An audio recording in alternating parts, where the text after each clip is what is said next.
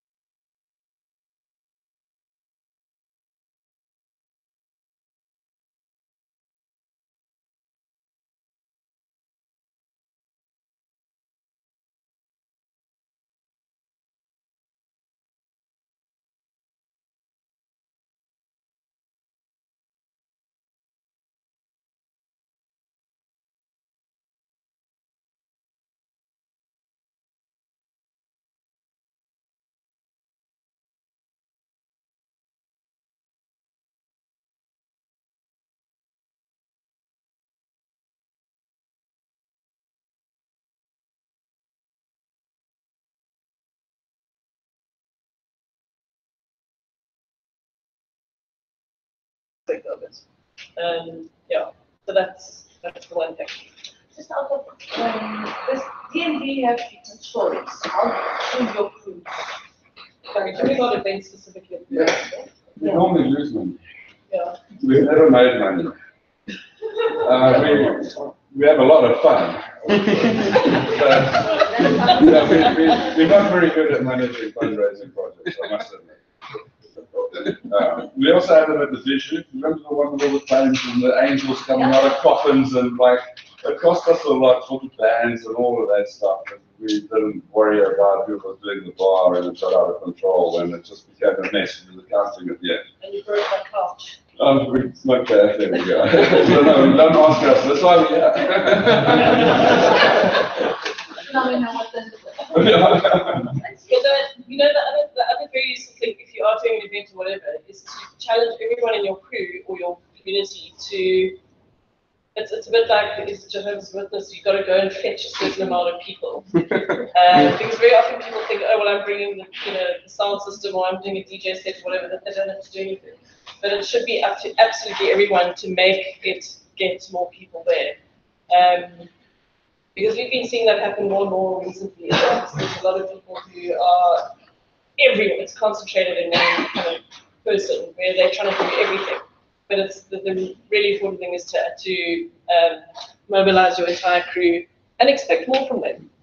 So should we move on to the next thing? Because I'm quickly just add one point from my name's Mickey. We've done a bit of fundraising at Njogo, it's a very related thing. And something that I noticed for events, if you want to draw people, it's really very helpful if you start to understand who the other sort of communities are, like a network of community within community. Yeah. And if you can reach out and be like, the Sex crew, like we're having our event, please will, here's something we would love you to do. Can you clean this space and own it? And then by having them involved, they tell their friends, and so you like build it up together as opposed to trying to do it all by yourself. So really like, and that goes for like picking a DJ who you know has got 20 friends who love to come party when he plays music. Whatever it is, like find those groups and bring them together, and then you can get numbers. That's a really good point. We've actually worked quite well with some of the dancers from Steampunk and gotten them to perform at some of our events.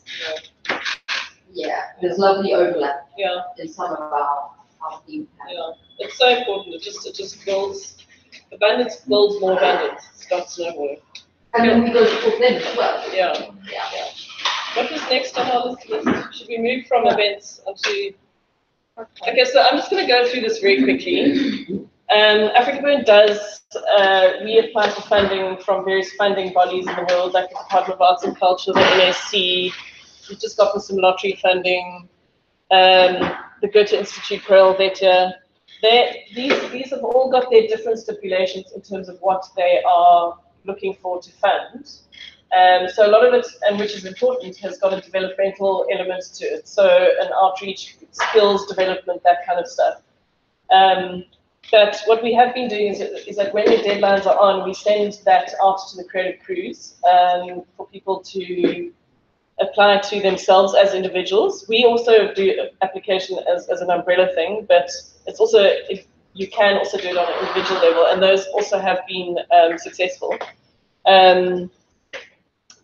And we've got, so we can provide all sorts of support in terms of that. We do, we give letters of support, endorsement. We've also got a 13-year history of a not-for-profit company, so we're solid in terms of that. And we can also just help you with some kind of verbiage about what the project of AfrikaBurn is, because we've written that a million times in terms of getting funding. So yeah, I'll just keep those in mind as well, is that there are outside funding bodies. And maybe, next, do you want to talk about what happened with Yggdrasil there? Yeah, I can. I've done some research in the UK and just looking around with what's like the first world countries were looking for with regards to arts funding, and they were again what I was interested in, which was collaborative work, and I realized that there's actually loads of funding for that, particularly in the cross-culture, for obvious reasons in the world, the cross-cultural domain, because the world's in a pretty tough space around that, and the first world countries they throw funds at artists to start to solution in that space and shift perspectives. It's one of the first sections. So I was lucky enough to, through the newsletter, August I'm sure you know, like I've partnered up with on the Yggdrasil project. He came and helped me on the X build, the Golden X build, and we connected on that build, and then he said he wanted to work on the next build, and I said I was building a tree. But I also said to him that because he's Swedish, he needs to go look for funding, because I wasn't able to get funding from the UK for a British passport, but from the funds that were being offered, I couldn't apply for them either. So it is, and I've looked into it even further, and there's shitloads of funds out there for cross-cultural, and we really do provide a platform for that. And if we design projects in interesting ways, I think you can collaborate internationally and really use AfrikaBurn as a platform to show the work being done on the ground. And it's a space I'm interested in for the next projects coming up. But that's what we did, and we were very, very lucky to get 1 million krona from a crazy Swedish funding program, which funds programs that are likely to fail. And we were their best funding program yet. We were most likely to fail, and they told us that directly. And I think it's a great concept, and we should look into trying to build one ourselves. And that they're looking for, it's a funding program looking for people to really push on the boundaries of innovation from a culture bridge space. So we actually, what was interesting about that funding program, they hadn't funded anyone in the participatory culture yet, from an art form, participatory culture, and their burn culture, the Swedish burn culture, or the Scandinavian burn culture had been knocking on that door for a while, and because we got that, they've now funded, I think, three other projects within their burn culture to the full funding as well, which is a great knock-on effect. Working, internationally. And so one of the mindset changes around this specific subject is that you or anybody might experience AfrikaBurn or burns as just a party in the desert.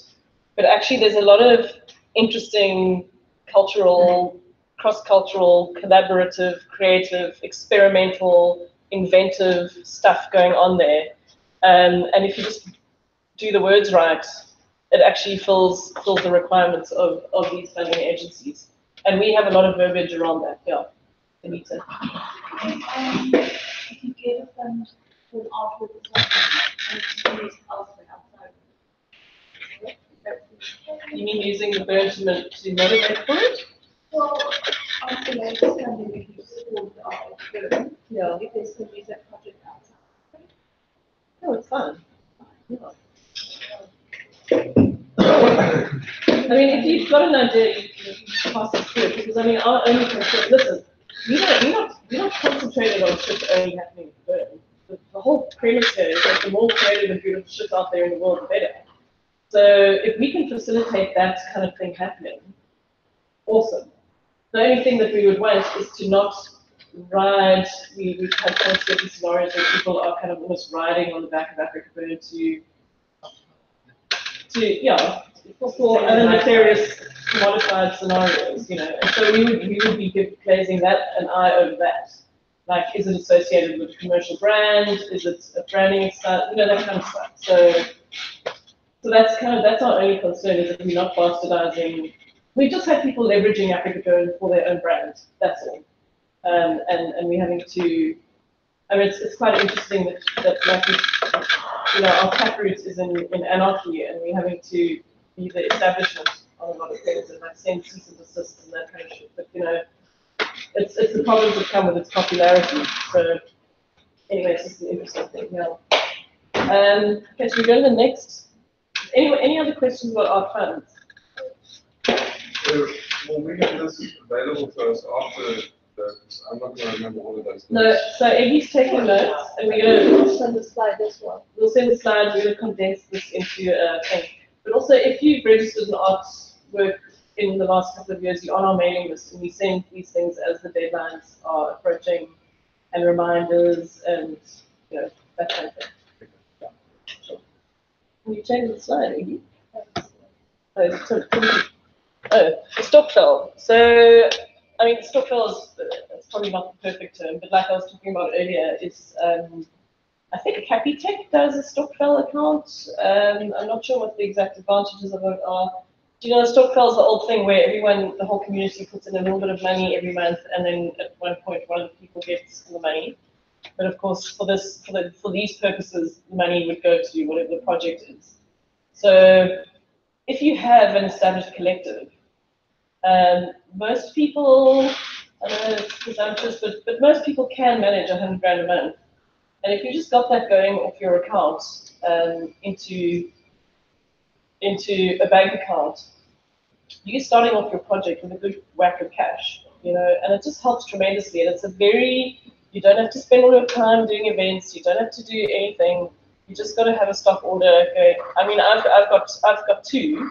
One's for a road trip that a friend of mine we've been planning for a while, and we haven't had time, so now we have 30,000 rand to spend on and you know, like there's 30,000 rand to spend on a road trip. But every year we all just put money away every month, and you know, because we know we want to do a project, and even if you don't do a project that year, the following year you're gonna have 100,000 rand, you know, and it's just a very easy way to do it. Saving works, guys, and small amounts. It really is. That's the good thing. So that's one of the biggest things that I would love to impart here. Is that if you have a community, just get them to start putting that money away. Because you really don't notice it when it's dripping, but just before the event, having a nice pool of 40 grand is awesome. Even less, 12, whatever it is, you know. Next slide, Tim. Isa. Oh, this is very simple. There's nothing much to talk about it. Opposing to not quite opposing the similar structure to different from a crowdfunding platform, our ticket service providers, they offer basically a donation box that can receive credit card donations and payments from overseas. So if you have, while in the crowdfunding, we'll get there, but while in the crowdfunding platform, you have more things to go through. And you have rewards and tipping points. And Quicket just offers a platform where you can receive money. So then you can make your campaigns, you still have to make some kind of marketing. And convince people to give you money. And if people are not in the country, to by credit card, they can use Quicket. So it's very simple. You send an email to Quicket, James, and No, James. He needs the underlings nowadays. Yeah, well, that's it, because I'm stupid. Because it's the same thing for if you're doing an event and you want to sell tickets to Quicket, they have all their fees. They literally just charge you what it costs them to administer it. Administer it. And you guys use success users do it all the time, but they do reference back to us and ask, hey, are these guys about this project? So yeah, but yeah, it's organized with that.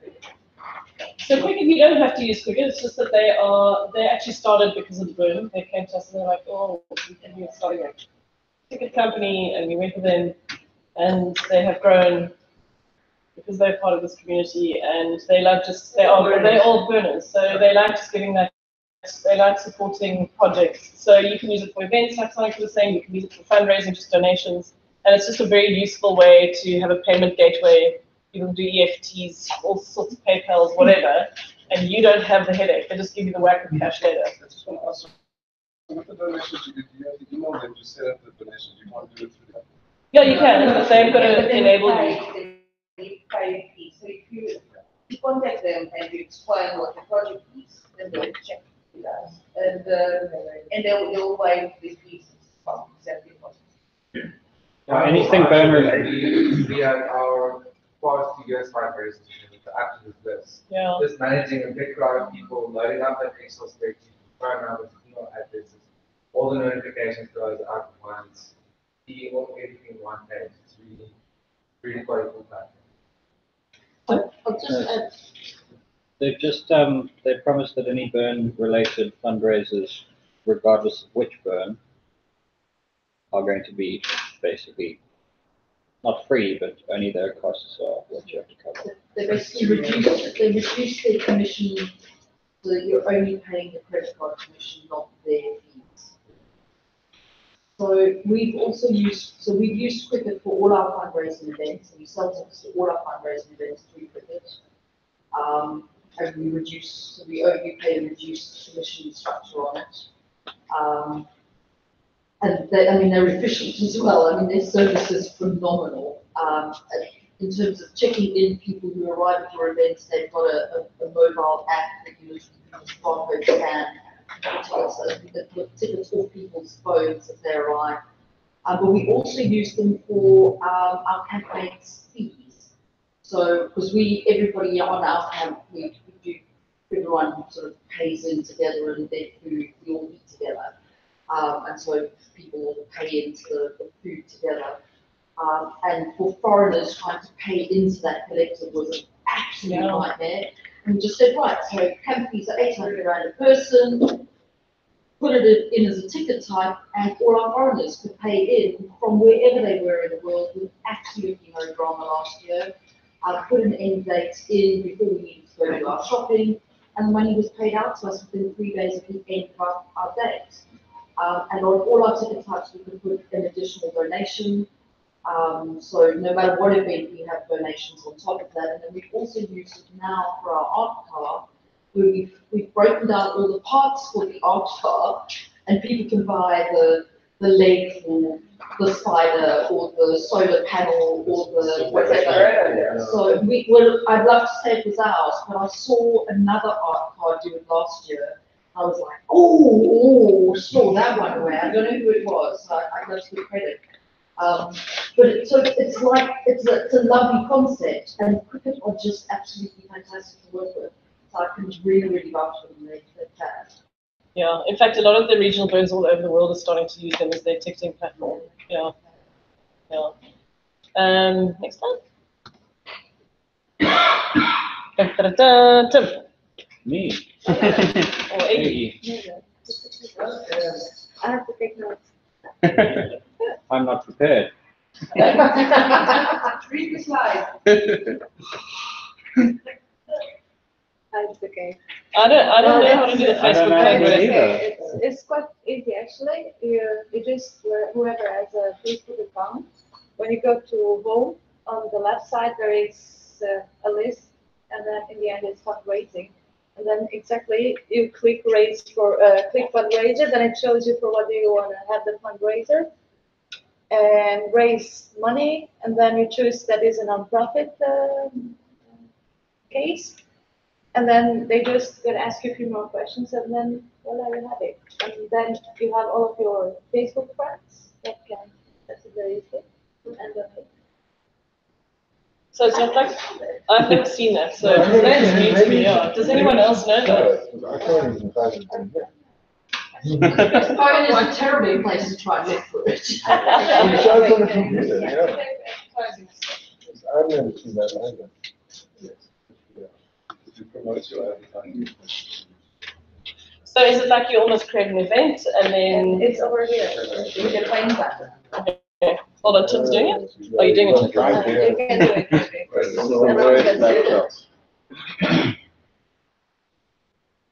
Has anyone else ever known about this? Oh, really? But that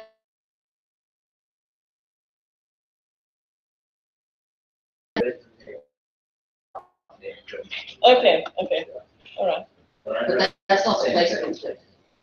So you get donated, you put my credit card details. No, it's just redirect you to whatever our donation is. Sounds like For that's our crowdfunding crew. it is See, we have a crew full of people. See, got it. Sorry, mine. Facebook. This is how you raise money. Sharing option. So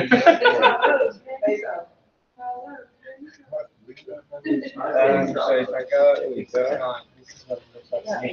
Then I go to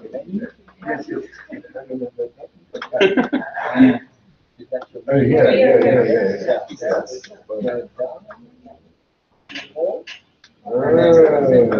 It's nervous about sharing a space with all of us like this. Just a lot of you people, it's honest. Yeah. So this is an AfrikaBurn laptop. It's a blank canvas, guys. Look. I just don't know what you're gonna find. Okay, it's right there, down with the heart, in the end, in the end, in the end. Wow. Yeah. Wow. Never seen that. Okay. Yeah, I had a lot of this. But what is it? What it's a Well, usually it's, as far as I understood, people raise funds for kids, for example, homeless kids or something, and it's not meant to be used in a harmless way or marketing or whatsoever. yeah. It's as fair as possible. But I haven't created anything. I just saw it and followed the steps.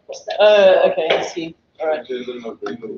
So I'm assuming you would have to insert a payment gateway or Yes, whatever. Okay. somehow, yes, because you have to receive the. And do you get a wider spread? I mean, do you know anything about that, Tim? I've never seen It this money. gets somehow because all of your First. friends, Yeah, totally. Yeah, all of you your see friends what I have see. access to it, and then Okay. you can share it. Okay, cool. Perfect, thank you. Starting is easy, apparently. I've seen it once before where a friend hosted a fundraiser to do handbags full of toiletries for women instead of, it was connected to a birthday event. So she had a birthday event and then she had to raise Okay. funds for things, and then, because it's ringing a bell now, when I saw the pictures, it's actually connected. So you can connect it to an event. So probably if we use our fundraisers event, which is a great platform for your event on Facebook, Yeah. you connect your raising your funds to your actual event. Okay, That's the only brilliant. way- Yeah, the way I've cool. seen it play before. Tim, do you want to? There's also ways of beating the. How do you actually launch can- one now? Huh? How do Okay, you but actually let's. launch one? I'll show it on the minutes, maybe. Yeah, let's not do it now. Okay. Yeah, let's not. Everyone go have an experiment and let us know. Okay. But Steve can talk about how to use Facebook. Yeah, Tim, would you mind giving us a little rundown on how to spread your, what do you call The it? best way is to, And can you project, because you speak quite Okay. quietly, yeah. so your best thing to use is social capital, like your friends. And secondly to that is our community. We've got like 80,000 people on the Facebook page, and we've got 20,000-ish on the group in total. And your best bet is to start early and then share through your personal profile and then into our groups. If you're doing it on Twitter or Instagram, try and come up with like a unique hashtag, because then you can track it as well as everything everyone's sharing. You can also embed it onto a page if you've got a hashtag. It's easy enough to follow. It helps. Question. So it's not enough just to share it with those people. Because I find I'll share it and other people won't see it, or it doesn't get priority. You need to get them to comment and like and click, or does it have to be active on that link? Or how do you get Activity more on the clicks? link will get it up to the top of the newsfeed, provided a bunch of people who all have the same interests all engage with it. It will climb up to the top of the feed, and then people who haven't engaged will see it. Another good thing to do is to get hold of us or tag us in it, like in AfrikaBurn, tag AfrikaBurn in it. If we then share it, it jumps out into the wild.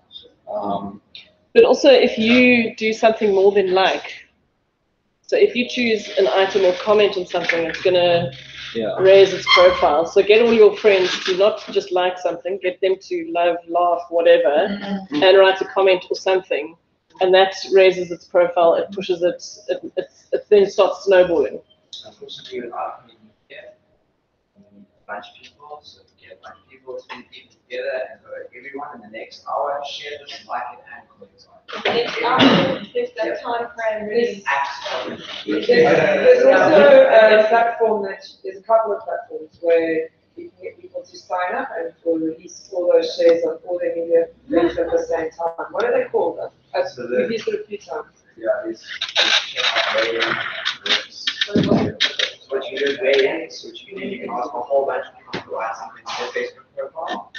And then what it does is it links it to a central database, and it only posts on people's profile, posts it to their all at the same time. So you can get like 100 people to write their own status updates, and then at, I don't know, 2 o'clock tomorrow, everyone posts all at the same time without anyone actually.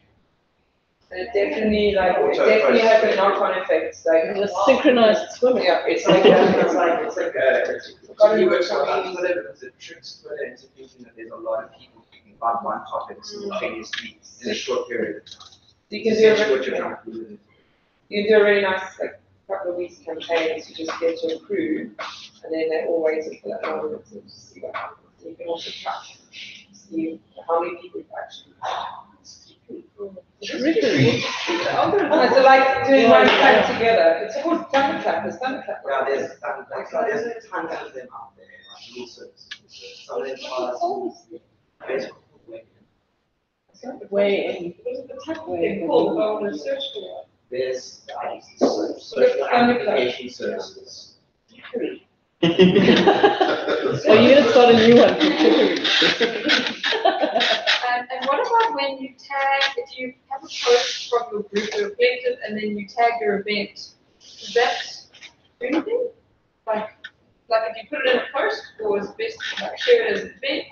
Yeah, look, I mean that's just so that's why it's always good to tag AfrikaBurn. Even if you don't get a share, what it does is it reinforces the link between what you're doing and so, for example, the more you tag AfrikaBurn, the more Facebook algorithm goes, this is AfrikaBurn, so therefore people like AfrikaBurn, not that's all you're doing. You're just reinforcing this. And over time they build, so it's about frequency marketing.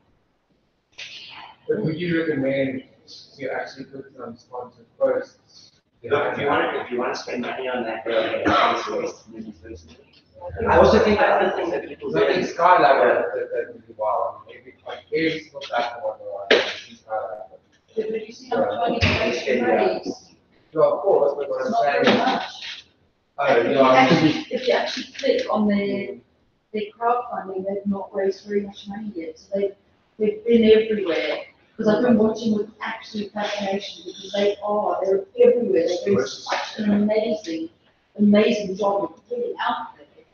So their fundraising is not very high yet. So it's still early days, but I think we've raised more money. I mean, and that's only our usual crew doing the same people donating. They're everywhere. They're doing such a good job. But they're not raised. Yeah, we'll talk about that in the crowdfunding. You talk about recurring camps that happen every year, and it's just like fundraising. With social media is like, I think what I often see with camps is like, they'll start talking now on social media, so around about November, you'll see camps start talking on social media, and then afterward, they will stop talking, and then try to start again in November. And because there's been that like silent gap, you've lost any momentum you've built. So you're essentially starting from scratch again on social media. So just like with fundraising, you have to keep going like continuously, otherwise you lose everything that you've built. Thanks, Dan. The other question I've got, and maybe it's now or maybe it's later, is a little bit around, so I'm very curious to plug into the international work communities right now, because I think that's just where the money is. So I've started joining the Aussie burning seed, and these other burning groups, but I don't want to spam them. Yeah. And we're not getting any hits yet from it, and I'm sort of connecting to the sex equivalent in Australia, and there's a few sex equivalents with Burning Man, and trying to make those connections, because surely those people might be interested in supporting what we do here in South Africa. $10 is a lot of money. Yeah. Totally. But so far, we're not getting any response to that. It's early days. You've got your hand up. I'm hoping this is a great idea. No, but it's actually a very, like I'm with the Nana tribe with Claire, and our second year, where we got all the funding from the French before they had the Petit Paris set up and thing. I think that year most of our funding came from, we had a few French friends and they put the word out with their friends, and then a lot of our money came from them, like a lot of our funding. We paid for most of our artwork and our things from them. For us it was word of mouth because we knew one or two French people. Yeah. And then after that, they came with us. The trick, what we found out, unfortunately from us, was it bordered. How do you prevent it from becoming a plug and play versus actually having real input? That was our hard-learned lesson, essentially. That was the tricky thing for us. We're looking for donations, not money. We just want your money. Well, maybe guys, this is probably a good segue into the discussion around, is it crowdfunding on the next slide? Yeah. Yes. Yeah. So, like everyone's saying, we haven't seen a massive success rate with crowdfunding in South Africa at all. But you still do raise a little bit of money. So it is still worth doing it, and particularly with the huge rise in foreigners at AfrikaBurn. I think last year we were on 34%. Possibly more. Yeah, possibly more. And people are And looking. next year we're looking at more. Yeah, we are looking at more. But anyway, so just kind of in terms of trends, there are shit tons more foreigners coming to AfrikaBurn. They all want to be part of a collective. Well, not all of them, but a lot of them do, and we've worked out certain ways to kind of plug them into collectives and stuff like that. And so, as I was saying before about having in your crew people who take care of different aspects, is that if you have foreigners in your camp, it should be their job to spread the crowdfunding campaign in foreign platforms, because you just simply get more success out of foreign.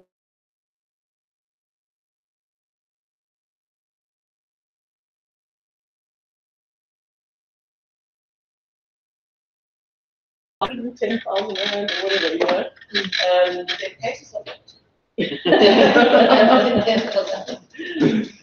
Maybe. Yeah, we have had, there was what, a $10,000 donation. No, I can't remember what it was on, The Parachute got 10,000 rand donations. Yeah, I remember that. 10,000 rand. Yeah, 10,000 rand. Yeah. But yeah, so that's one of the things. But should we talk about? Were you going to talk about this? Who was going to talk about this? Eggy was going to go. Someone made a master thesis on crowdfunding and sent it to us. So it's an 80-page thing that Eggy diligently read and one thing I do want to say about crowdfunding campaigns is on the cultural level with crowdfunding is that you can ignore the rewards thing. It's come up a lot in discussions around burn projects. Is that people, and it's happening a lot at Burning Man, is that people are they're going, oh, well then, crowdfund, if you give a $10,000 donation, you get to have an exclusive party on this art car and we'll take you around on Burn Night. And for me, that's fucking bullshit. No, it's not. It's actually, it's transactional, which is what we're trying to get away from. So you can do rewards, but try and make them, we're trying to get away from that, oh, we'll offer you this if that. Trinkets, that kind of sweet thing, any kind of personal interaction, or nothing at all. You can just do a joke, like, I'm gonna pat you on the back, and like, you get to move outside, or whatever. Like try and make the communication about you get to laugh at, whatever. The one time I read that one of the gifts we gave was a piece of the artwork that people would take back to the artwork. It was really cool because then they had an interaction with artwork that they helped get there. Yeah. They brought them to kind of find it. Exactly. You get to participate in the artwork. And Yeah. it wasn't, it wasn't anything on value, it was little leaf that they could come and hang from our tree. Yeah. I remember that. It's what you guys did with plants. Monkey. Yes, yeah. We were. Those different people brought the guy like that. Along with that. And paid a lot of money to have their name on it. Yeah, we saw yours, Edwin. Everybody else paid 100 rand. We charged 1,000 rand for the name of the plant. Yeah, we basically paid what anyone who donates 1,000 or more, they'll write their name on the floorboards now. No. Argue. Yeah. And then encourage them to come and get their photograph taken on the golf car with their name. Yeah. And lots of people did not write anything at all. Yeah. They just want to Give the money. give the money. And it shows their blank. It shows their blank, we have them all on exhibition, but it shows the blank, and we kept all those blanks, written or not, separately on under my bed in caravan. Where we put them then last time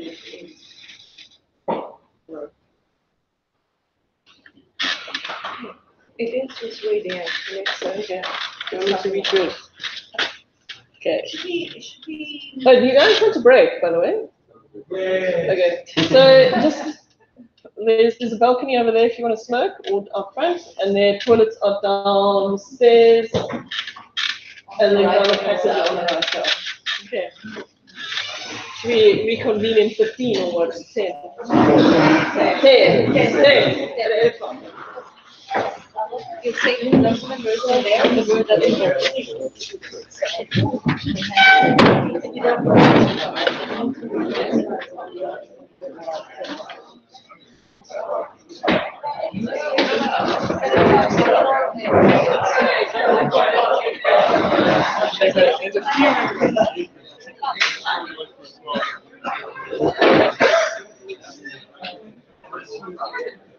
Yeah, we just those videos. just read through what they talked about. Yeah, that's fine. Perfect. And it has some valid links.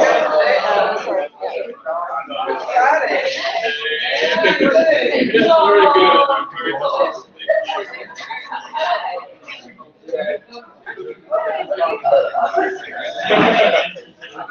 Brings family friends. Those are the first ones that donate.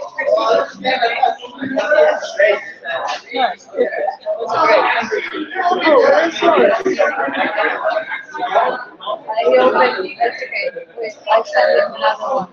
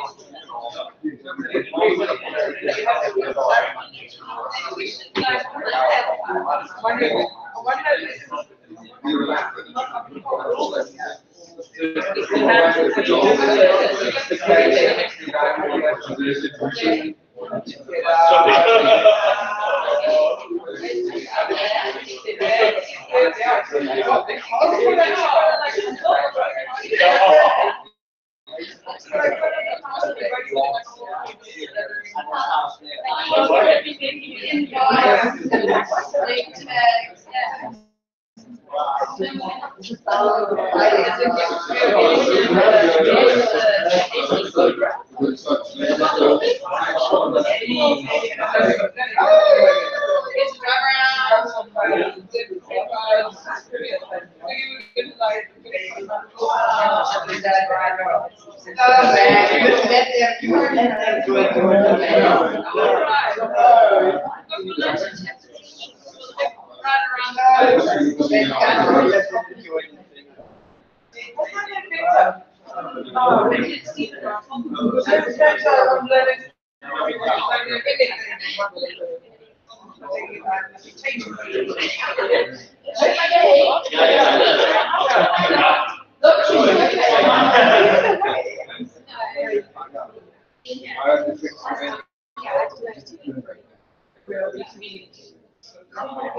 this year we busy sorting the website. Come to the imaginary rain mix is like made of.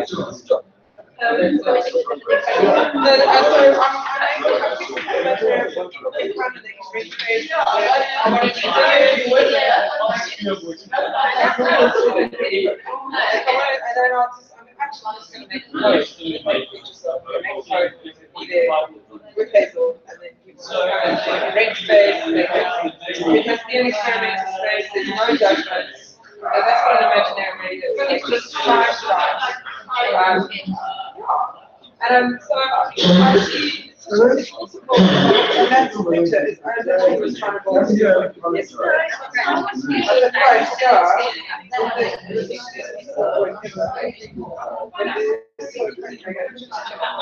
what I got. It's like a little frame. I was like, I just need a frame, and then all I need is eyes to be there. The whole thing is twisted, and I'm just trying to find all the material. I want to make like a hydroponic garden on the one side, the wall facing a frame. And yeah, I've got some cement mixes to make a table there.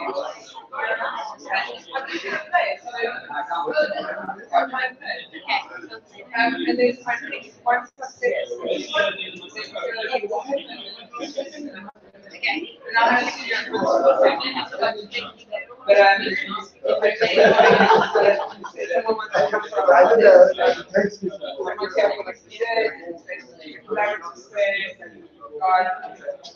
But my workshop behind that.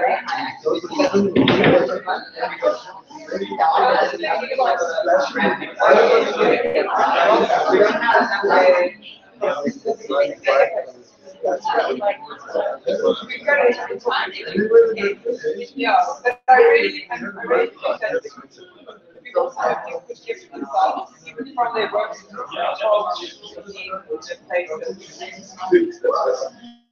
I kind of group that feeling of stuff on and be imaginary, like just having even conversations that's equal to space.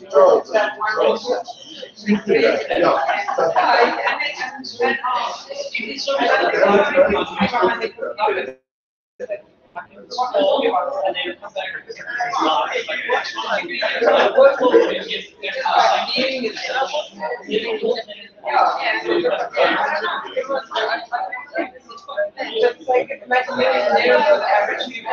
It's not an average. It's like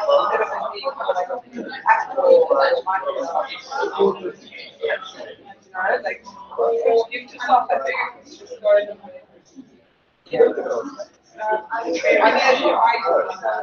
and so you go and go to the road station. And then projects like this. Very interesting.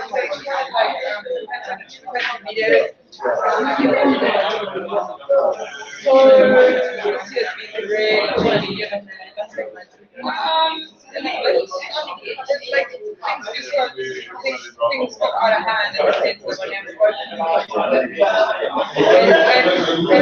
this year,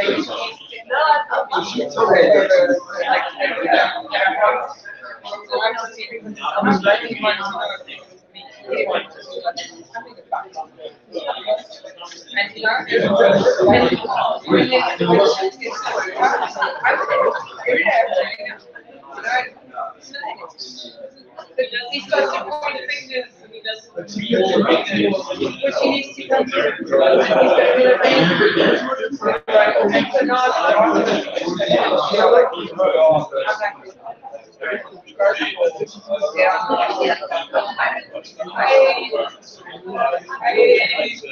That's my language. Like that. And so that's why we chatted about it. It was good. And the speaker with me is very like I don't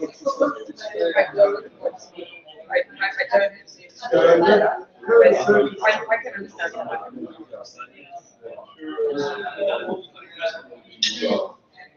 But basically, we're doing a product, we might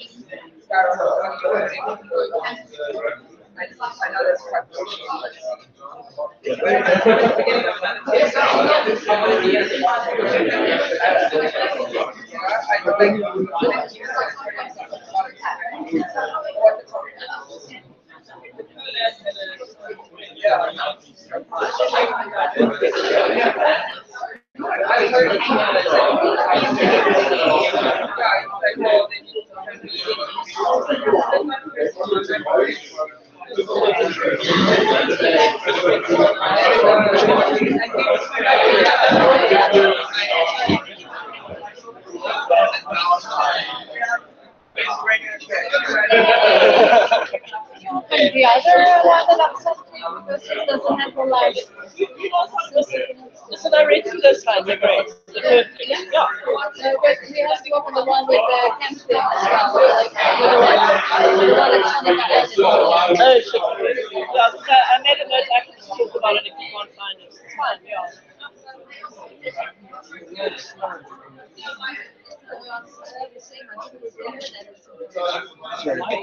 Yes, awesome. So far, everything is very cool. I think the last When you so doesn't matter which fundraising company it is, it's got all it's how you market. Just, I'm leaving.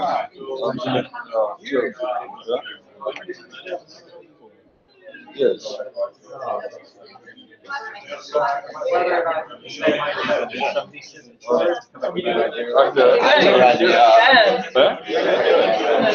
Thanks so much. Cool. Cheers. That's awesome, dude. Oh, that's brilliant. I look forward to seeing it. Cheers. Hey, let's start.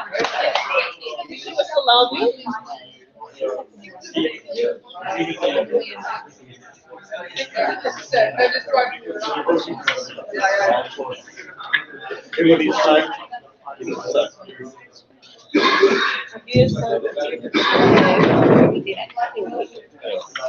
Okay, it's going to be.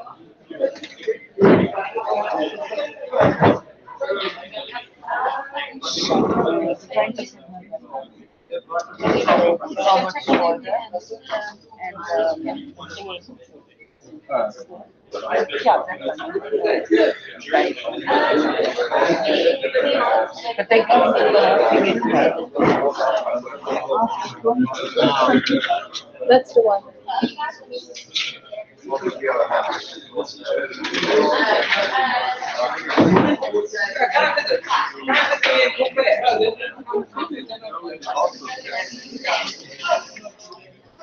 Cool.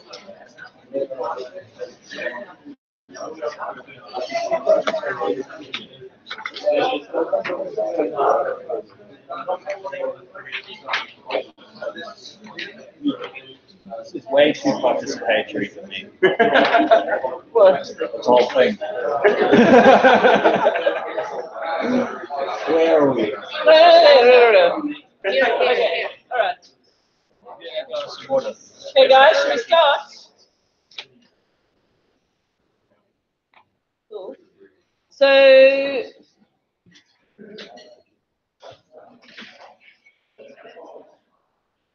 Iggy made a fantastic summary of this 80-page thesis, and these are the take-home messages. Okay, so these are the platforms that they got listed.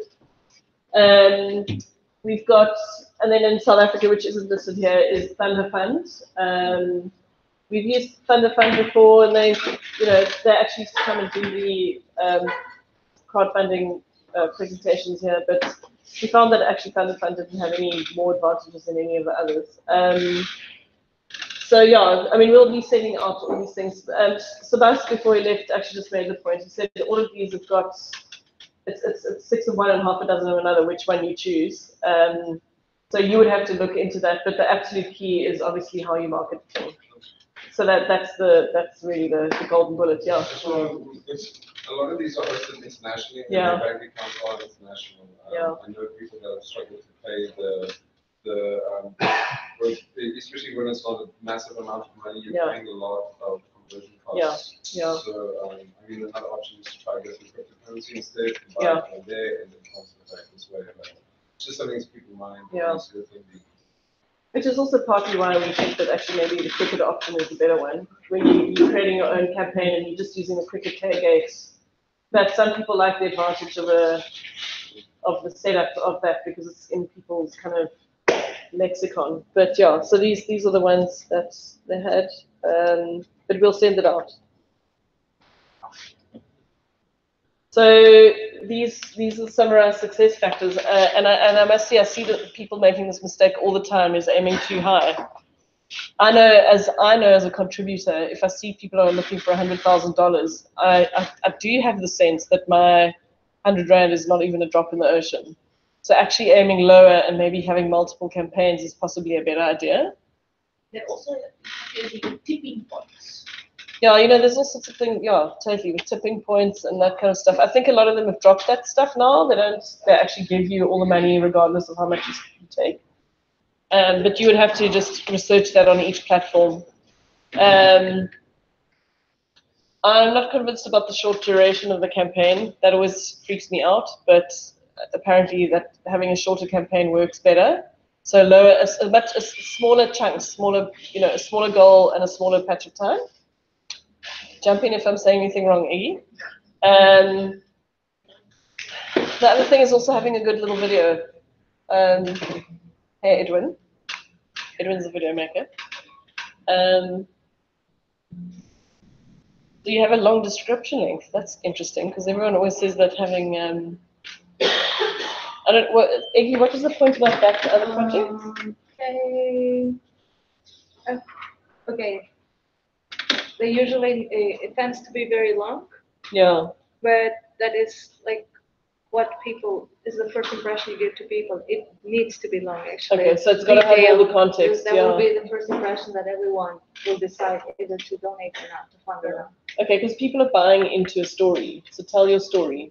Don't be too lengthy, but people do love stories, and especially as it relates to AfrikaBurn, it's relational. I know, like, you can get as intellectual as you like, but if you tell a story, it brings the message home, you know? The back to other projects, that means have you backed other projects before, or what? Yes. Okay. That is mainly towards the project manager. If you have backed more projects, then the chances that people will trust you and have faith in your project will be greater. Cool. Obviously, post updates. This is all the stuff that Shabbat was talking about. Post updates. Well, obviously we had our own discussion about that. Have a great number of different rewards. With regards to AfrikaBurn, I think it's completely and utterly okay to not have rewards. Be funny, poke at people, you know. That's a very engaging thing. Anything that engages people is a valuable thing. And then obviously the whole marketing scenario that we were talking about prior to this slide. Okay.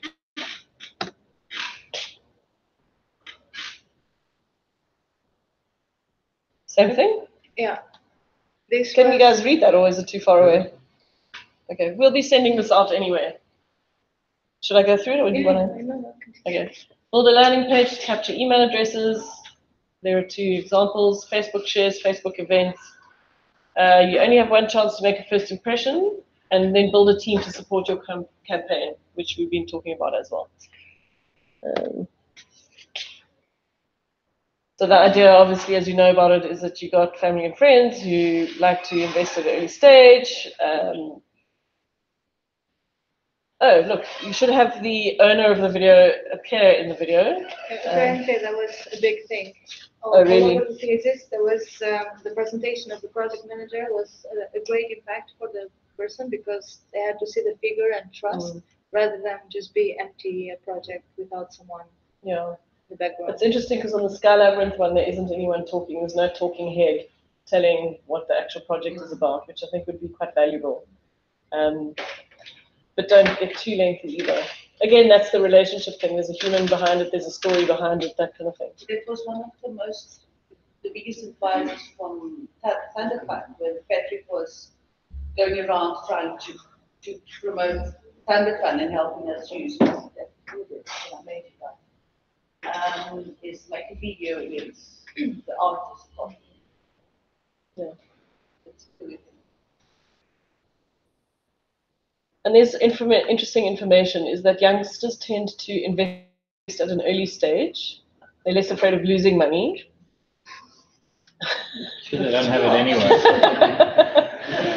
And they're less afraid that the project doesn't reach the goal, which is quite interesting. Yeah, you just see some. As you see, it's like an immediate thing, like, oh, yay! Like, yeah, it's funny. It will go through. Cool. Cool. All right, should we go? Understanding backers. The 3 Fs, family, friends, and fans, have a crucial role in early funding. Knowing the audience of your project, clear communication towards your audience, choose adequate storytelling style towards your audience, be persuasive as per the 6 principles of persuasion. Reciprocity, commitment, social proof, authority, linking, and scarcity. Interesting. I'd like to read that thing. Okay. We did have another slide. But it was too. Oh, is it? Oh. No. Okay, it's fine. Anyway, we wanted to talk about the latest thing. Wait, just there for a second. Anyway, I'm just going to talk about it, and if it pops up, that's great. is what has been growing in recent years is the art support camps.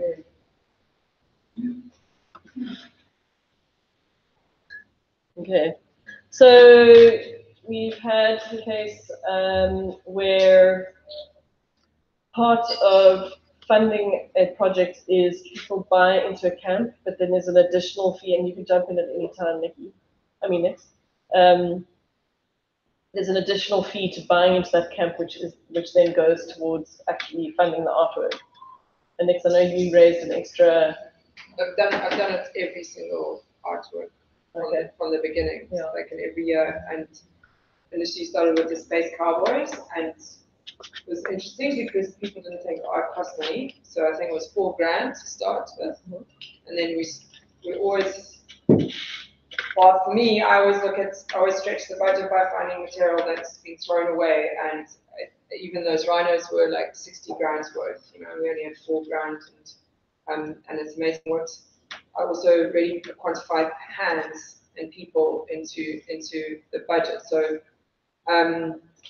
the Space Cowboys amount that's just following that has grown over the years as they began to understand how much value, like, it's structured as it got 3 meters, 6 meters, how much value it took financially to put that into the desert. And now, so I actually had to, when I did the X, for them that it's like we don't have capacity, everyone's working.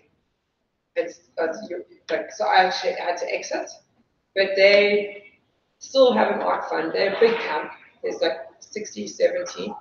And other people apply for art within the group, which is pretty epic. And it's a fair amount of money. It's 20, 30 grand that gets thrown around for other people to play experiments. Often it doesn't work. Yeah. And that's cool. That goes in, and it's been a really good system that I've seen grow from people going, no, art's for free, to like, let's back somebody's idea. And then I've also used Sorry, can you just step back and explain how does it work? So there's a group of people who come together as a camp, and they put money forward and it gets split up into this how much our traders are going to cost, so transport, logistics, all the different things, water, tents if it's tents, and artwork is one of them. Yeah, so there's always a portion that goes towards artwork. There are also sound camps, so there's a huge portion that goes to speeding a tussle up against who needs what, and there's a really great open discussion. And the philosophy is whoever's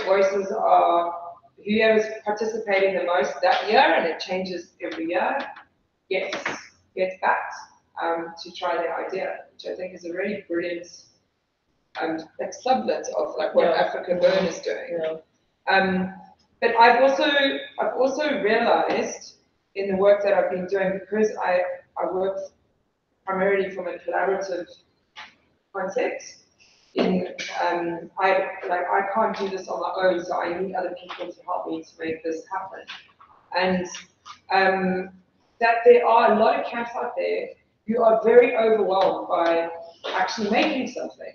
And you take it for granted because you all make theme camps and make shit happen, that everyone else knows how to do it. But actually, if you sit behind your computer all day and you've never done it, that first step is fucking huge. It's like giant, and quite often you get swallowed and spat out on the other side, particularly in the desert. So I found this, I think, about 3 years ago. I just suddenly became aware of it, and there are other camps that wanted to participate, but didn't know how to.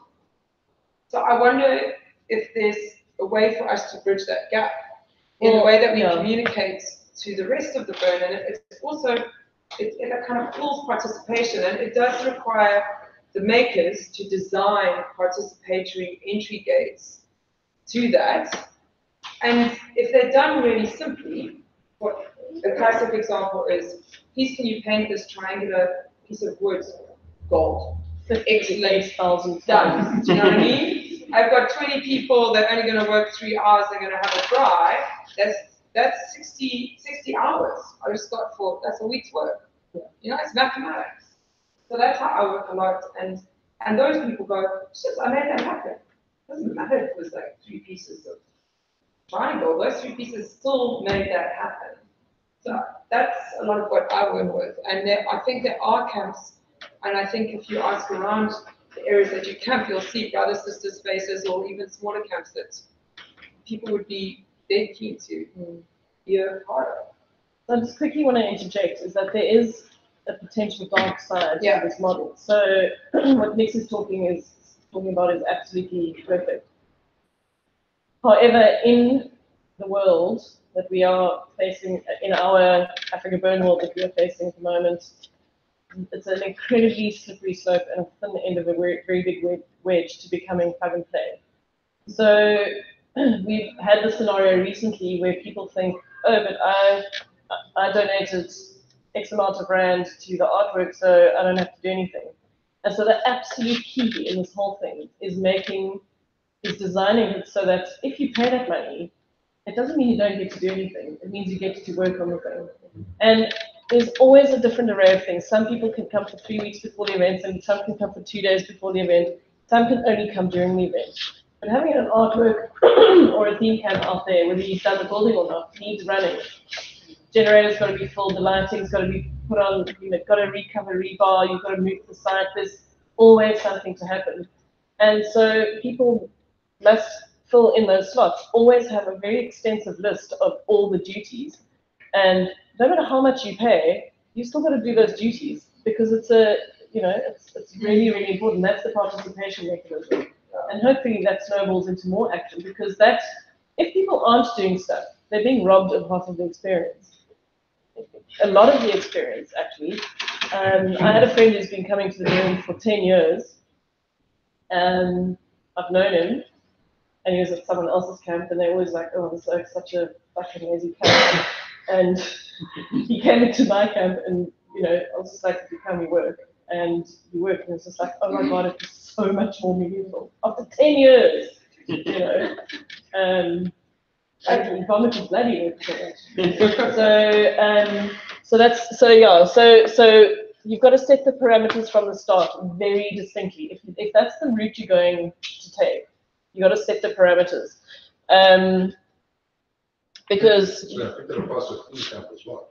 absolutely. I'm not just talking about artworks. Yeah, sorry. I think it's the same. Yeah, it's exactly the same principle. Yeah. We've stipulated this year, for example, that you will be there 2 or 3 days before, or you will be there.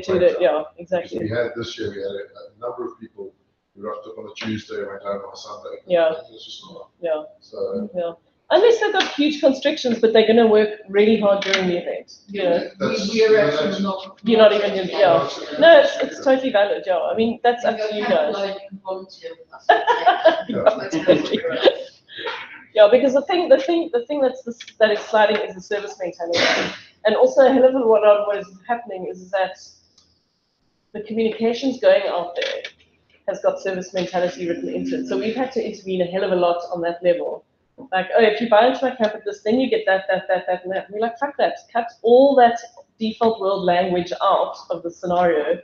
It's a privilege for you to be part of a project that is bigger than yourself.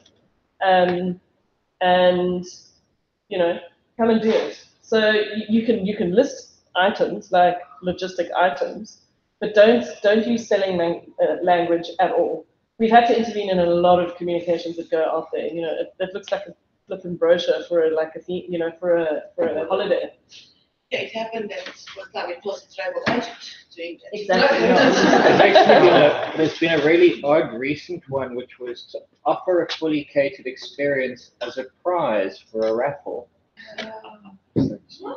Really? It's just snuffed up.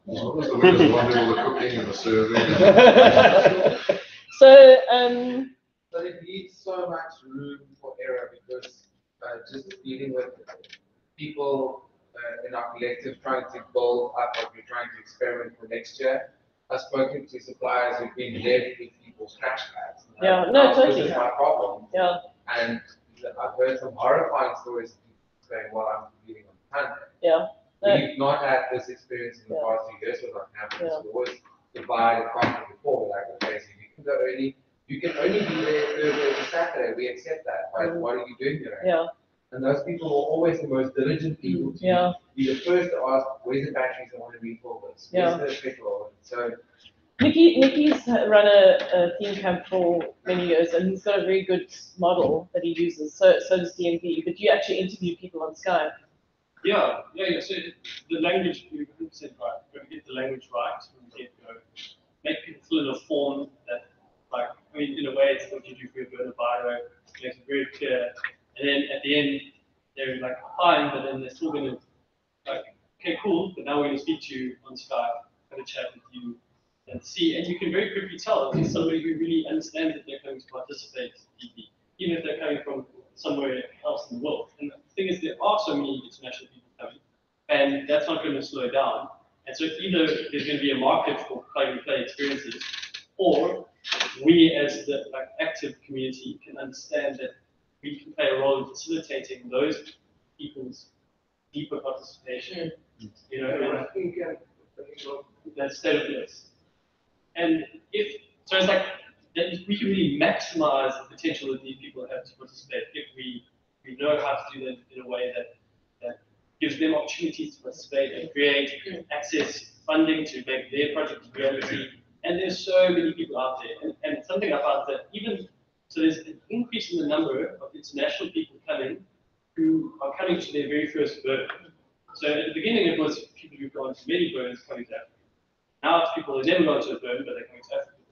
And yet you find those people tend to be much more in line and attuned with the idea of co-creating and participating than even local people. Yeah. So it's really great, and they can do so from a very different way. And in a way, like I see my role. That's my role. I'm not like the logistics. That's like something that happens. But my role is to find the right people and to make it possible for them to participate in the way that speaks to their skills and their passions. Then it all comes together. Question: is it ethical to charge people on a sliding scale depending on their involvement? That's I did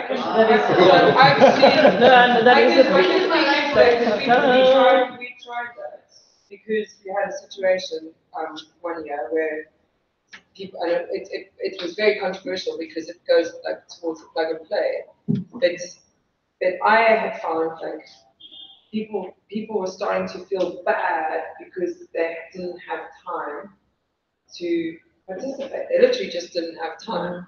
And then that's also a shitty thing to feel. Yeah, totally. And so they're like, how could they contribute? So shame, 5,000 rand will do it. Yeah.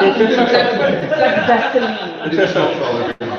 So we did offer a sliding scale, and it was interesting to see how many people could take that and how it did feel a lot better from a collective, like I've contributed kind of space. But you have to be really specific about how it works. But I also think that we're falling short as artists or creators and makers by not designing better gateways, do you know what I mean, for participation, because it doesn't just have to be a transaction thing. No. Because we can design, particularly with digital media and all that kind of stuff, the artwork starts online, starts in the ether.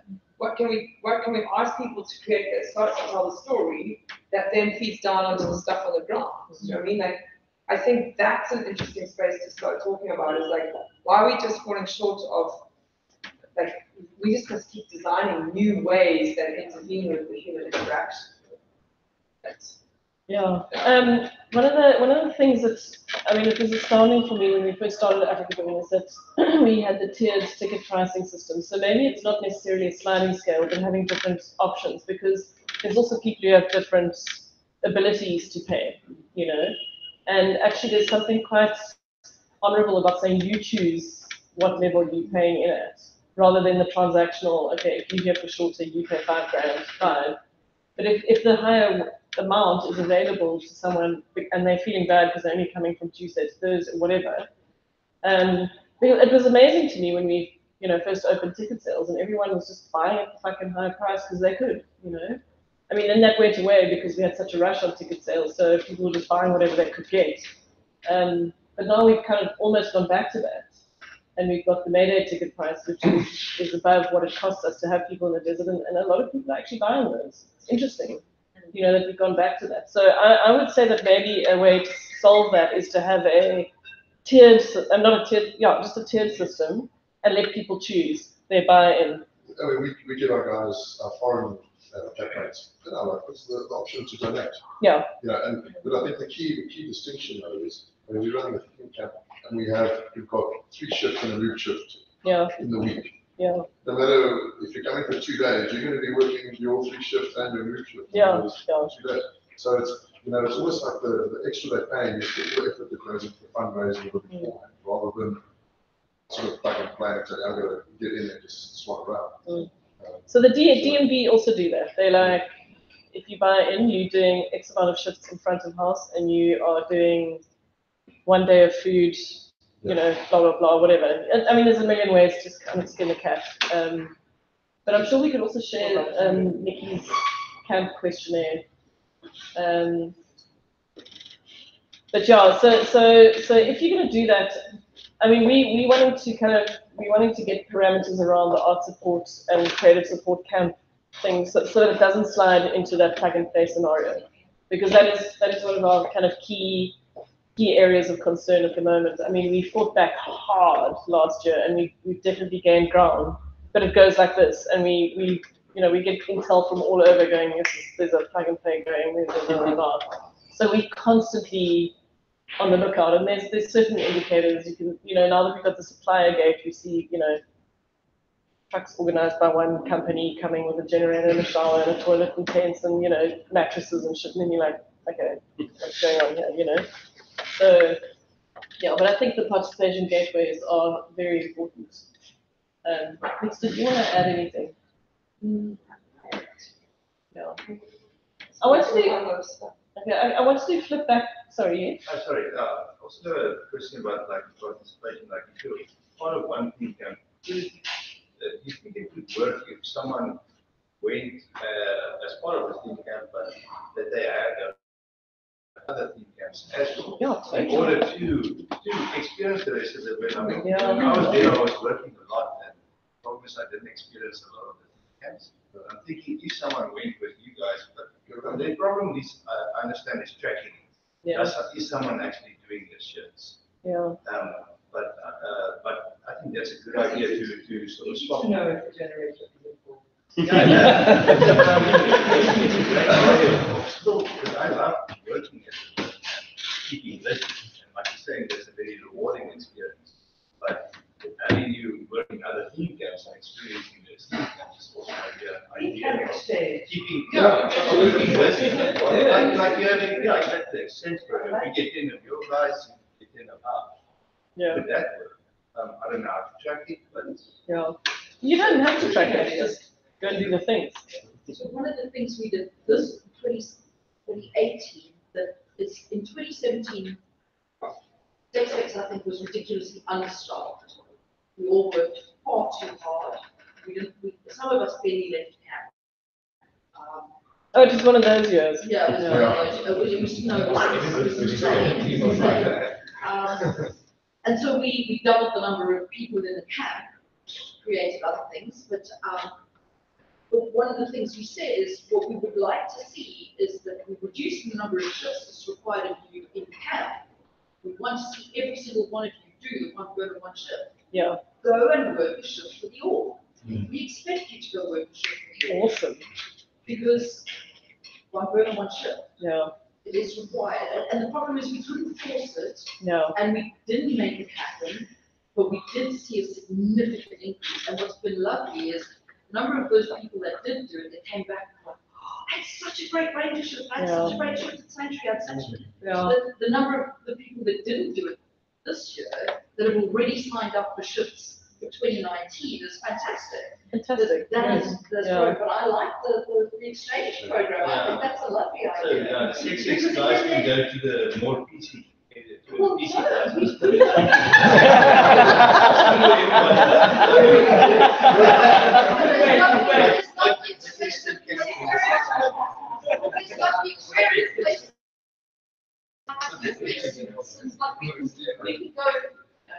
go hard, yeah. So There's also They might not want there's also not just camp exchanges. There's not just, guys, one meeting, please. there's not just camp exchanges. There's also crews on site that are made up of participants that aren't all related. There's the art sluts that go around helping with artworks. There's early erections that does tents.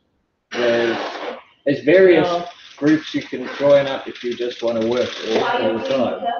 Yes. Five perimeter. We're always desperate for people on 5 perimeter. Yeah. Rangers. We're desperate for rangers. Yeah. All sorts of things. I know there's all these opportunities. It's just an idea for people who are in camps or also exchange. It's maybe a good idea to keep them busy and let them experience the other things. Part of the reason for our movement this year is to try and encourage other people to use our movement as a space for that, to try and encourage, because with our, the community that we're involved in, you know, there's a lot of crossover to a number of the other camps. Yeah. And a lot of those people are heavily involved, so we want to try and sort of grow that sense of a wider community. But I think there's nothing wrong with, as a camp, if you're a camp, stipulating as part of your camp agreement that you will do a shift or do leave it up to the people their own honor to do that. But form them. Yeah, it's expectations. Nathan? I just think that the last issue was with executing and doing a shift. I think that's it's right, but you've got it like a camp and people can start. It's got to be unfortunately like a walk. Yeah, that's good. So we can Yes, exactly. And you know, each one You like can that. elevation in the shift. Maybe doing something yeah, and maybe doing something very specific that each one and each one thing. You can add a lot of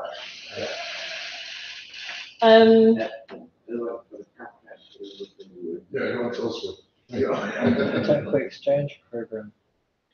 There's 2 other things that I wanted to mention, because we're talking heavily about cash and money and that kind of stuff, is that don't forget asking for things can help tremendously as well.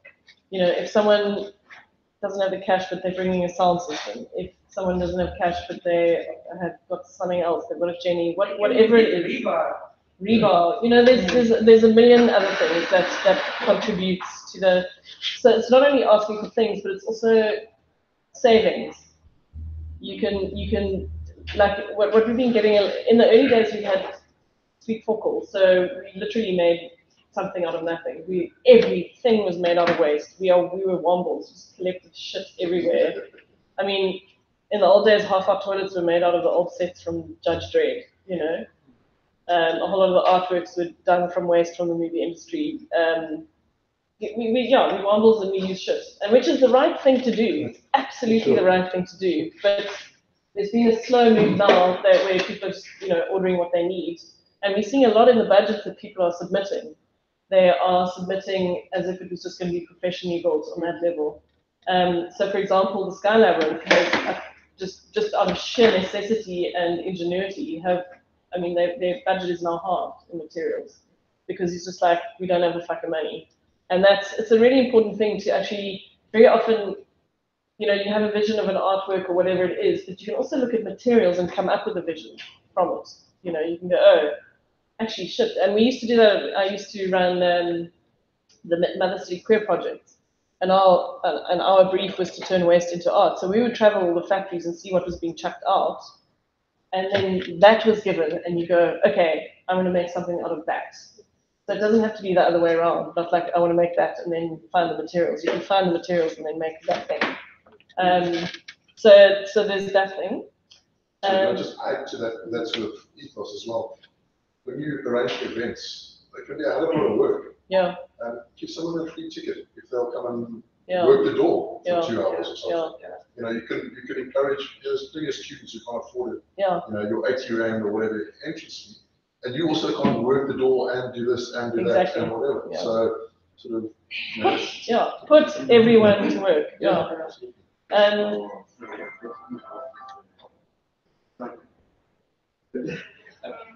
think the bad one was had, and I think because it's not like it's find somebody that the right stuff folks or give someone to do right. Well, I know a guy at home that gives 16 tons of waste wood. So maybe have a case where people that know of people that support the bird and are willing to relate or cut prices for something, that information is shared. Absolutely, I agree with that. Facebook resource group. Yeah, but I think that, It gets too mixed, and well, thank you for creating this page on our website for useful links. But then not everything is for free, and then we are encouraging businesses. Commodifying. Someone's getting 10%, now they're getting a free float. but it's, no, we can navigate that, we can work it out. It's just a resource, it's a resource manual kind of thing. A list of suppliers of benefit. Yeah. So I mean, luckily we have a lot of that. We have a lot of that knowledge from having been involved in a lot of artwork. So we do that on a one-on-one level. We just don't have a published space for it. Yeah. Yeah. Yeah. Exactly. And No, also, exactly. Yeah. Doing it on a personal level helps that businesses not get 10,000 burners coming asking for free work. Yeah, for free something. Yeah. So is there a collaborative space for artists and art camps and whatever to discuss? Because they're the people who are looking for these sorts of things. Yeah. In the same way as we were talking about the staff swapping for a horrible. Is there some way that camp leads is there a forum for camp leads to communicate as a group? Well, I think that's what we're kind of working towards with the whole Facebook group. When you register a project, you need to register collective, and then on the collective page, you can now have conversations and do things like that. Like there's definitely a vision for a burn interface kind of like program. So, I mean, taking these ideas to our IT department, and going, okay, so there's a need that we've spotted now, or that's come up, arisen. Can we facilitate this? I think that's what that platform is actually wanting to achieve, and maybe that's the place. Yeah, we try to move it on. Do you want to speak to that at all? No. Well, it's a long way away, but at the same time, like we've just launched an activity log and a sort of news thread in today. In fact, I think it was launched at about lunchtime. And the next thing, so the next small step is that we'll be able to do announcements across all of the collectives. And then the next step would be to have additional collectives that would allow like leads to communicate with each other but it's each step of the way is a slow process. The new one, being able to do announcements across the board, is going to be very interesting. Yeah. I mean, that was the whole idea behind the Tribe platform that we started, is that it was almost like a burner Facebook, but not open to the public, but open to the burner world to foster sharing and info sharing and all that kind of stuff. But, I mean, Facebook does exist, and we do have the Theme Camp Leads Facebook group. Hey, Sonica, I mean, that's working. Yes. Yeah. So that's, you must be on that. Yes. So there's a lot of sharing on there, and we're doing it with artists too. Yeah. Just for sharing it's like an old forum really, but Facebook is the most ubiquitous. We've tried starting forums before and they just die. You end up like we talk from one desk to the other trying to keep it alive and it just dies. I'm excited for the collective that can go, because those are the people running the project. Yeah. But if you come across interesting stuff, just post it on the Facebook, those Facebook pages on the AfrikaBurn Resource Community on the Theme Camp Facebook page. Yeah. But you guys are amazing. Like when if someone if like I've been looking for stuff. You know so many people, it's very easy to put stuff out. Yeah, and we very often put people in touch with other artists. Like Next gets a lot of people. We like ask Next, ask this one, that one. You know, it's just the system is healthier when more parts of itself is connected to itself. So, but it isn't ideal that it has to go through us. So, your wrangler is your friend. Your wrangler is your friend. Yeah. Just for going through this, I just want to share my experience of creating a child collective this year. I've done 2 AfrikaBurns. I'm trying not to, create a collective on the platform. So I was just wondering about, we speak about platforms, Facebook, and I was wondering about just meeting these people to create the synergies. I don't know if it exists already, or it's something we can think about, because for newcomers or new collectives, not really often quite easy to catch everything or to even think about innovative ideas or so really quite interesting to share to make these people accept. I mean, just not on Facebook, but maybe having like a proper, I don't know, meeting or like today, like meet each other and speak to each other and feel like we share and think with each other. Yeah, absolutely. Yeah, we have talked about that too. To-do list. What's that? We do. We have had.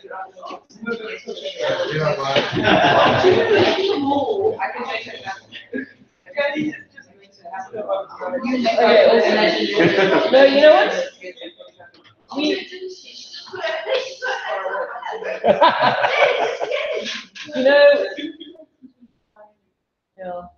We found that the burner bars work really well in just, there has to be a geographical location where something starts, and it happens to have been in Cape Town. So we found that the burner bars in Cape Town didn't actually work as well, because they just started, like, people weren't actually imparting into it. It was everyone just getting together to get swazzled, you know? And which is fine, but if there wasn't anyone new coming to find out, and if they did, they were like, oh god, all these drunk people. And it did its job. Good job. Actually, we might have just one museum called Makeshift Happy Bar. Oh, cool, yeah. I've been wanting to do that for years. Yeah, yeah. There are. I might start that. Okay, cool. Yeah. And Nix is a great one for. Yeah. And bring your gold plate and shine, gold imaginary. Let's have how to make low level entry what's called gateways, participation gateway workshop. Excellent. I'm starting that. You can bring a piece of wood for my store. For the Imaginary. There's 3 planks up at the moment, and I would like to. How many planks would you like? At least 50. Excellent. I'm going to teach people how to use this roll. Just about like up to your belly button. Any what width? Any anyway. And here, can you bring your 2 screws that come with it? Excellent. That's a great idea. See? I wanted to talk a little bit about events. That's because we didn't cover it. I didn't want to get too stuck in one subject. It seems we kind of almost read through our thing. Is that it's really, if you're doing events, think of something novel. People let it mirror the burn. Have a novel experience. Like in the old days, okay, fire puffers and all that kind of stuff were new in Cape Town. No one had experienced those, so we did that a lot. We did a lot of fire at our events, and people just wearing burner gear. But like, so the one party we used to have was the one color party. So everyone, and you make the background look very one-dimensional, and everyone has to come completely clad in one color. And it's very visually stimulating.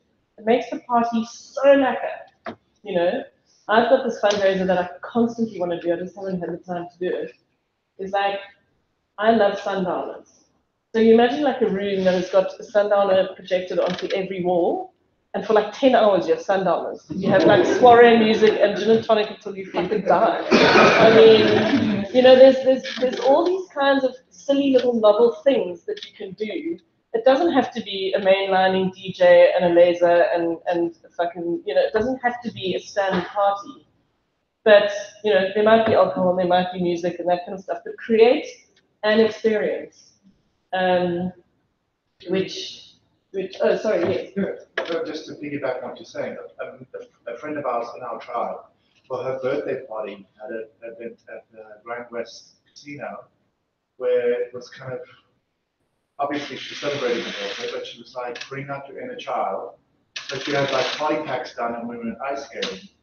And there was not a drop of alcohol had, but you had, felt like a kid. Yeah. You know, so ice skating party. like an idea of like, just thinking out of the box. Yeah.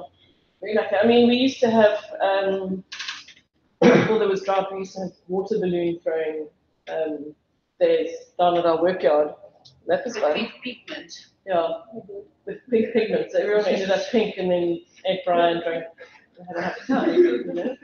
So yeah, so there's because it's about playing, it's about seeking other experiences, it's about creating, and it can be as simple as anything. Actually, often the more simple, the better. You know. The other party we had was texture instead of color. So you know, that was also very interesting. People came in outfits made out of, you know, cable ties, a million cable ties, or bubble wrap, or fur, or you know, whatever. It's just there's all sorts of tactile, experiential things that you can do. I found at our burning bioscopes to have many different things going on. Yeah. Because the burn is not a one line. Yeah, totally. You have lots of things keeping people interested. A lot of hype, then people get excited. So at our burning bioscope, we had a raffle for an artwork, and we had people making little stitch leaves. We put up decor, and we had music. We had an MC cracking jokes. We had like people starting off the night doing like a talent show, and it really got the vibe going. Like embodied the vibe of the book. And people love to dress up. Encourage them to dress up. People will bring their attire. I can't anymore. Over it. Urban golf. Yeah, urban golf, exactly. Yeah, I mean that's how Sex Ed started. Yeah.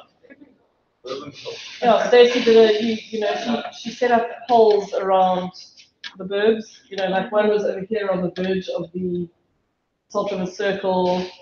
You know, one was at a bar, one was there, and you just cruise around and you've got to use anything that's not a golf stick or a ball. It's like, you know, umbrellas upside down or walking sticks or whatever. And Flamingos, yeah. Hey, what's that? It's a family affair. Yeah, totally a family affair. One of the other things that Rian, who's on our outcome, wants to do is, because, you know, we're getting a lot of these, and actually Duncan Larkin did it, who was on DPW, is that the kind of handmade outfits are starting to reach away. There's a lot of professionalized stuff. You go to burner bazaars, you go to burner shops, you go to that kind of stuff. You're buying a hat, doing it. And so Duncan wanted everyone to be naked, only wearing an apron at some point, and he went and just bought a whole lot of blank aprons for banks, and where everyone, you know, made their special, you know, customized an apron, and then had to at one point just be naked except for the apron. I mean, you don't have to do that. A fundraiser. Rian wants to have like workshops where people start getting back to making their own outfits, like, and people come and give tips and stuff like that. So. Oh no. Oh, like that. See, very nice. Mask making workshop.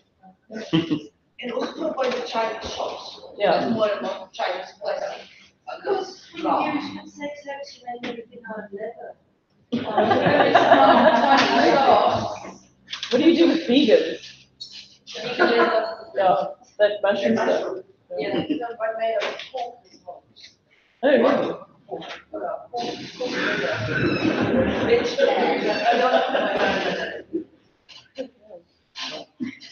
Question. Has anyone done any events that are not like exclusively sort of directed towards them? Where obviously the product really is invited, but it's not necessarily a target market for trying to come in. Yeah. The leadheads used to do them. The who? Leadheads, yeah. Leadheads. The leadheads used to wield the kind of bottle pony community quite heavily. Well, just party people. Yeah. Well, I mean, I'm not necessarily talking about the party, but just in general. Yeah. Especially as Mike was mentioning, like now from until the event starts, we're like battered with fundraisers. Yeah, no, totally, yeah. And I mean, we'll have like a month in a row where there's 2 fundraisers every week. Yeah. I think that's a brilliant space to be thinking in. Yeah. I really like thinking in that space. I know. Balancing some ideas because so many people are spending time behind their computers all day, very bored, and they're just looking for a way to engage like, with something beautiful in real life. Yeah. And I think this, the more that we build that bridge, the more we give people a great experience, and the more we're able to build great experiences. Yeah, totally. I went to. No, so this might actually be a thing for you, but I went to a event in San Francisco, and it was like down on their version of First Thursdays, which is First Tuesdays, and it was a bad art exhibition. It was great. I mean, the art was so cuck, and it sold out. There was like a pink cologne, sweet wine. It was like the antithesis of like the sweetie like gallery world, you know. This was on the bread art. You phone all your artist friends, you say, give me your worst piece of shit that you ever made, you know. And they have to get rid of it. Yeah, they totally On condition they don't put their name on it. No, you do, you totally put your name on it. Yeah, but Vincent, to actually answer your question, there's no limit. It doesn't have to be the burn community. It never has. Would you guys be more like racing clients if it was that, if that was the case? No, because the point is that it's still to fund your project.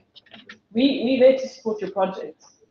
You know. There's also, if this project has life after, then there's a possibility that it also surely has like people that might pay for it beyond the boundaries of the burn. Yeah. Which is very interesting to explore too.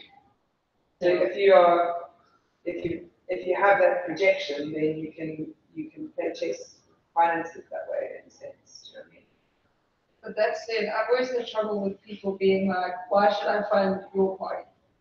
Why should I fund your creative project? They ask you back and they shouldn't. There's something else I know. It's very for the burn for me, particularly initially, was a very interesting place to experiment and for your work to get experienced by like 13,000 people and hated or liked or whatever, and you know very fast where you need to work and which directions you need to work. Yeah. So instead of it going up in a public place and you're only finding out later. For sure, but it's the topic I wanted to bring up was about and something you just spoke about, like what is it beyond the burn? And I think there's a lot of interest, at least in my circle, of like what is the social impact of this thing? Is it just an artwork for the 13,000 privileged AfrikaBurners to enjoy, or is it something that will have a knock-on effect in the greater community? And it's something that we have always wanted to do within our collective is try and, if we do manage to make enough money, at least give a portion of that to like another community, like an underprivileged community, or a project that enables underprivileged artists to come. And I wonder if there is anything. No, carry on. Yeah. Don't want to stop you. I'm wondering if there are success stories of that, and Yeah. how it works, and how we can make it happen. Yeah, okay, so but they're very definite success stories, but I want to say that it's not as direct a relationship as you're talking about, because the value of working in a collective, working together, is you're exercising a muscle that can go very dormant in our passively consumptive society. Like, we raised X amount of funds and we gave X amount to a charity or whatever. It's your group of people are getting very used to imagining something, so you're practicing imagining. You're working on how to make it so. You are being inclusive, collaborating, doing all those things. And that's where the alchemy of the burn happens. I mean, for me personally, we weren't setting out to start a successful event that did X, Y, or Z. We were starting out to try and create a change agent. And at best, AfrikaBurn is a change agent. It's not directly that. We don't have metrics. We're starting to get them now because we have the creative surveys and stuff like that. And we've done our own research. Because basically I was spewing forth like this to like local government or whatever, but I don't actually have the data. Now we're starting to get data. And Josie Crew, for example, is a very good example. I mean, all the temple crews go on weekends and fix up safe houses and run workshops for them. And that's just because they're used to working as a group, and that actually doing stuff for the greater good is fucking gratifying and adds to your life. You know, you're not getting paid, you're none of that kind of shit. Yeah, you know, it doesn't have to be a monetary. Yeah, no, exactly. So, yeah, and that definitely is where the alchemy. And it doesn't matter whether you're doing an art car, a theme camp, a creative project, or whether you actually volunteering at the gate. I mean, you know, all these things are hubs of activity, and it just what it does is it creates like a meaning rich environment, and that is healthy for anybody. And people start exercise. That muscle is exercise. I mean, from the outside it looks like an exercise in self-improvement. So, you know. No, but self-improvement only has an effect on the exterior world. You're good out there. Sure, but I can't ask people to donate money to my project for me to build and me to enjoy and me to learn skills. Yeah, but you don't don't work on your project. Oh, but Claire, this is the thing: is if it doesn't tickle, then leave it. That was how we also started AfrikaBurn. I did a lot of public talking, speaking about it, and I really didn't mind if it didn't appeal to people. You must only come if it appeals to you. This is not a selling job. It's never been a selling job. I mean, one of the places that I spoke at, I mean, how fucking ridiculous was Ogilvy. Okay, Ogilvy, the advertiser, yeah. And I went in there, and this is before an AfrikaBurn, so before it's popular, before anything. Now everyone fucking mounts the furniture for it. Sucks. So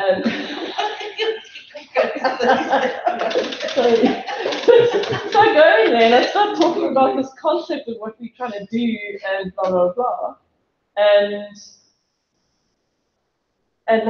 they say, what do you mean there's no commercial activity? What do you mean? Like, and people's faces started like distorting, like, what the fuck, you know? But there were about a handful of about 7 people who went, oh my god, yes, you know. And that's the thing. I was there for those 7 people. I don't mind. I was just like, guys, there's a thing, we're trying it. If it appeals to you, come. If it doesn't, it's fine. So I work in a way with the projects I work on is firstly, if you get involved, you need to be passionately responding to it. If you're not, then please go somewhere else. And I love you, could be my best friend. Don't come and get involved in this project if you're not passionately responding. And there's a really great talk by Ben, it's a conductor, and it's about putting sparkles in people's eyes as a leader. And if you're not putting sparkles in people's eyes, what are you doing in order to create that? And so that's in my collaborative way is why I allow projects to shift and change according to the people that come in. And it's really important to know that if they're passionately responding, then they have purpose, and then you're going to get unlimited energy. And there might be a bit of chaos involved, but great shit's going to happen. There is always chaos involved. No, everybody. But if there's no point in talking to someone if they're not even trying. Yeah. Don't waste your energy there. Yeah. If someone says that, then go, lots of love, see you later. And I have the same, when I'm designing something and usually something I have no idea what I'm doing, and they think it really gives you a voucher. But like, if someone's telling me I can't do it, then I'm talking to the wrong person. Because you will find someone that will be able to do it. And it's just about looking under more rocks and keep asking more stuff, because there's always someone who's dying to make something that you've dreamed of. Because if you're dreaming about it, there's other people dreaming about it, guaranteed. It's not original. Yeah, absolutely. So it's just about putting it out there. Another very important tool, in my experience, is talk your fucking head off. But that's Talk what your fucking head off. manifests. Just talk to people, like, just, yeah, we're doing this thing, and blah, blah, blah, and blah, blah. And again, if they're not interested, don't carry on. But that literally, people love stories and they love participating and talk your head off. Yeah. And then other people talk their heads off, and then it just snowballs. Yeah. Yeah, Mickey and I were actually just talking about the power of word of mouth when it comes to promoting your events. So like, go to people's events, get excited about your events, spread the word. Yeah, totally. If people want to get excited, so if you're excited, they want to get involved. Yeah. And before you know this, people will be mounting the furniture. Yeah.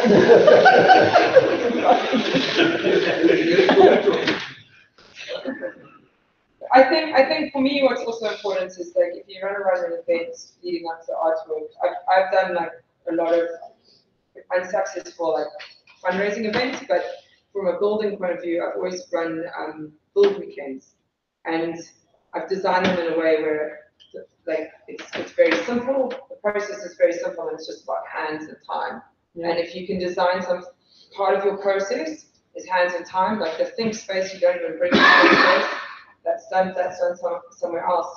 Then people come in and they get involved and they get really excited. They bring their children, and you have a good time, and you don't overwork them, because you just do the maths of like this person working here for like 2 hours is going to make a huge amount of difference over that period of time, and literally work has been done that would take like weeks in just like 2 days. Yeah.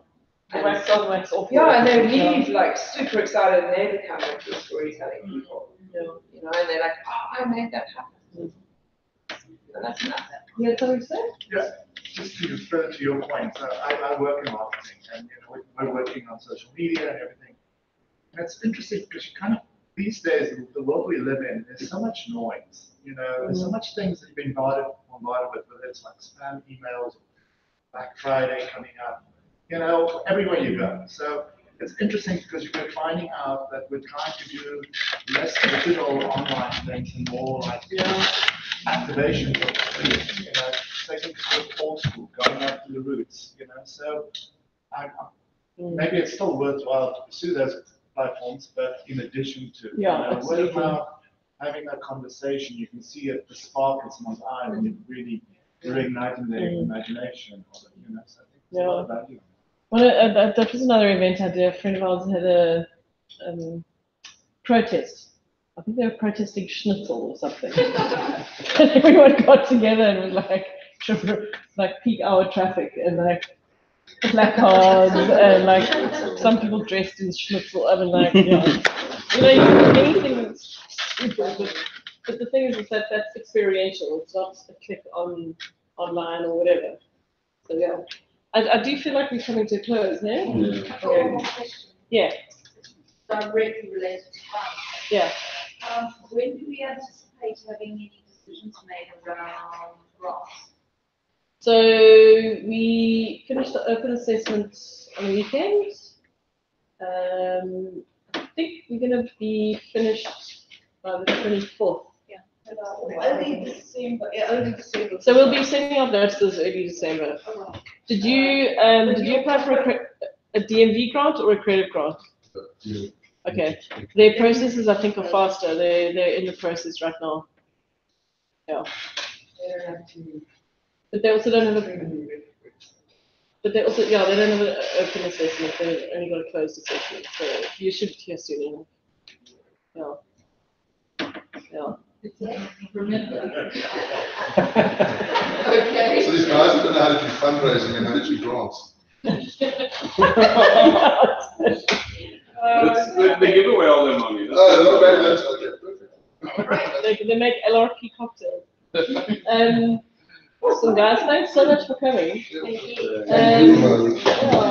So we're gonna try and book this into the start of a handbook. If anyone has ideas, email us. It's a living, working document, so we'll publish it for now, and then if anyone has more ideas, we can change it. If we follow what needs forward. Yeah, totally. I think the other thing actually to mention for the leads is to remember to always communicate down into your group. We often find that a lot of information gets stuck with the team lead. And then people come and they, oh, what's going on? And I'm like, well, that was sent, those communications were sent out then and then and then. And so, yeah, that kind of dissemination is important. Yeah, very important. Yeah. So these things you're going to be sending to the email addresses we have there, and if someone doesn't receive them. Okay. Bye, guys. Thank you.